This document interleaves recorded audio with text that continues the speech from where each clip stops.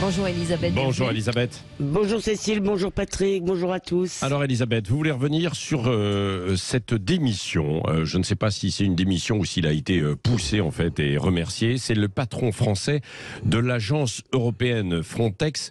C'est une agence, évidemment, vous allez nous la définir, qui travaille sur les frontières, hein, c'est ça?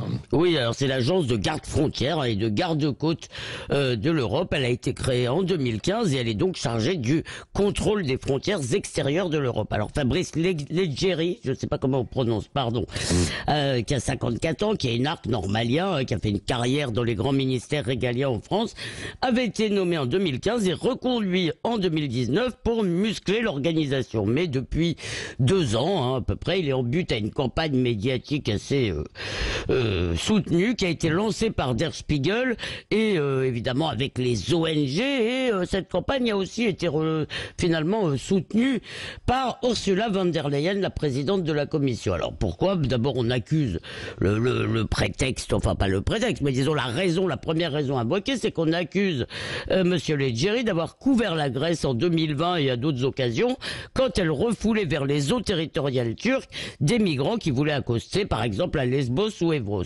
Et c'est ce qu'on appelle le principe de non-refoulement, no pushback. Dès qu'un migrant met le pied sur le sol européen, il a le droit de rester jusqu'à l'examen définitif de sa demande d'asile. D'ailleurs, bien sûr, il reste très souvent après, même quand il y a un refus. Et l'esprit de ce principe, c'est quoi? C'est d'interdire qu'on renvoie une personne dans un pays où elle risque la persécution. Mais Leggeri, lui, il a tenu compte de la réalité sur cette question gréco-turque.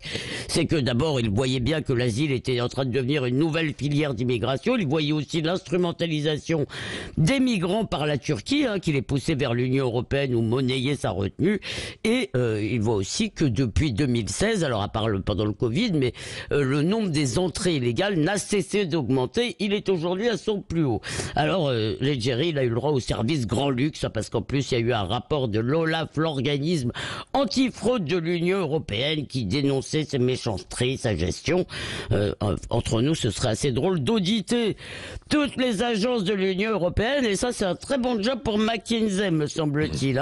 Mais en fait, il y a aussi, en plus des raisons que je vais expliquer maintenant, il y a évidemment ces règlements de compte qui sont à peu près l'ordinaire de toutes les grandes boutiques internationales. Alors, quelles sont ces véritables raisons, alors, justement? Les raisons, c'est plutôt un conflit idéologique ou même philosophique sur ce qu'est la mission de Frontex, parce qu'en fait, les uns veulent une police, et les autres veulent des assistantes sociales. Alors pour Leggeri, bien sûr, Frontex, c'est une police des frontières, c'est, dit-il, le mandat qui nous a été donné. Il faut empêcher les entrées illégales. Voilà ce qu'il dit dans une lettre à son personnel. Nous sommes un partenaire opérationnel respectueux des procédures, mais nous ne sommes pas une agence humanitaire. Et d'ailleurs, il avait commencé, il voulait des agents en uniforme, il avait même commencé à en armer certains. Alors ça faisait hurler, évidemment, les ONG, les médias et la Commission, qui est de plus en plus sous leur influence, parce que pour eux, Frontex, c'est la surveillance des États sur le fait pour vérifier qu'ils respectent bien le droit des migrants, et puis aussi l'assistance aux traversées illégales, notamment en Méditerranée. C'est un peu Amnesty et SOS Méditerranée dans une seule institution. Et d'ailleurs, maintenant, chez les agents de Frontex sont flanqués d'un commissaire au droit qui vérifie qu'il n'y a pas de manquement.